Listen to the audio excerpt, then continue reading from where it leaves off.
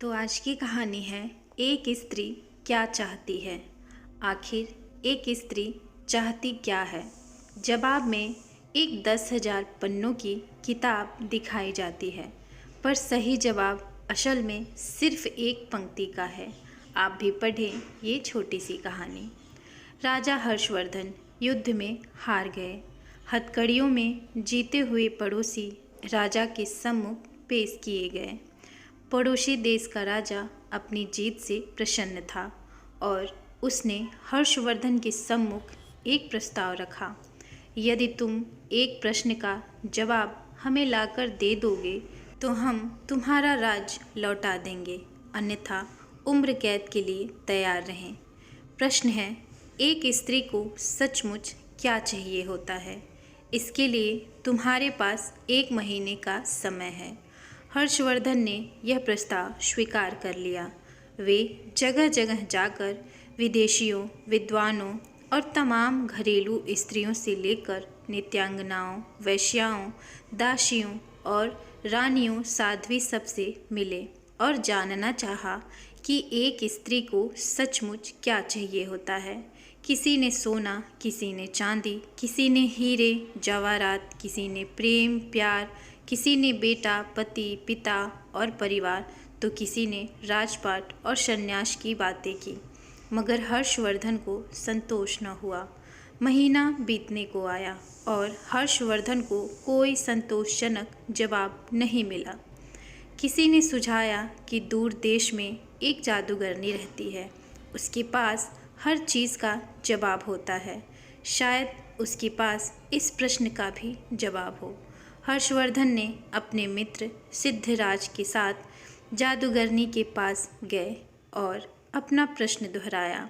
जादूगरनी ने हर्षवर्धन के मित्र की ओर देखते हुए कहा, मैं आपको सही उत्तर बताऊंगी, परंतु इसके एवज में आपके मित्र को मुझसे शादी करनी होगी। जादूगरनी बुढ़िया तो थी ही, बेहद बदसूरत थी। उसके बदबूदार पोपले मुंह से एक सड़ा दांत झलका। जब उसने अपनी कुटिल मुस्कुराहट हर्षवर्धन की ओर फेंकी, हर्षवर्धन ने अपने मित्र को परेशानी में नहीं डालने की खातिर मना कर दिया।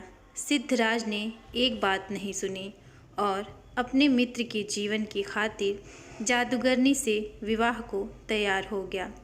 तब जादूगरनी ने उत्तर बताया, स्त्रियां स्वयं निर्णय लेने में आत्मनिर्भर बनना चाहती हैं। यह उत्तर हर्षवर्धन को कुछ जमा। पड़ोसी राज्य के राजा ने भी इसे स्वीकार कर लिया और उसने हर्षवर्धन को उसका राज लौटा दिया। इधर जादूगरनी से सिद्धराज का विवाह हो गया।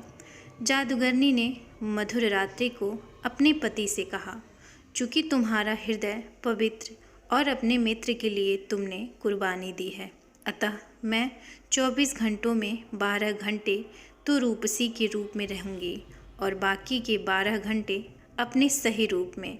बताओ तुम्हें क्या पसंद है। सिद्धराज ने कहा, प्रिय, यह निर्णय तुम्हें ही करना है। मैंने तुम्हें पत्नी के रूप में स्वीकार किया है और तुम्हारा हर रूप मुझे पसंद है। जादूगरनी यह सुनते ही रूपसी बन गई। उसने कहा, चूँकि तुमने निर्णय मुझ पर छोड़ दिया तो मैं अब हमेशा इसी रूप में रहूँगी। दरअसल मेरा असली रूप ही यही है। बदसूरत बुढ़िया का रूप तो मैंने अपने आसपास से दुनिया के कुटिल लोगों को दूर करने के लिए धरा हुआ था। कथा का लोक संकेत यह है कि सामाजिक व्यवस्था ने औरतों को परतंत्र बना दिया है, पर मानसिक रूप से कोई भी महिला परतंत्र नहीं है। इसीलिए जो लोग पत्नी को घर की मालकिन बना देते हैं वे अक्सर सुखी देखे जाते हैं। आप उसे मालकिन भले ही न बनाएं, पर उसकी ज़िंदगी के एक हिस्से को मुक्त कर दें। तो इसी के साथ ये कहानी समाप्त होती है। आशा करती हूँ कि आपको ये कहानी बेहद पसंद आई होगी। अगर पसंद आई है तो कृपया वीडियो को लाइक और चैनल को सब्सक्राइब करें और इसे अपनी फैमिली और फ्रेंड के साथ भी शेयर करें। तो फिर कल मिलते हैं किसी और नई कहानी और जानकारी के साथ। तब तक के लिए नमस्कार। जय माता दी।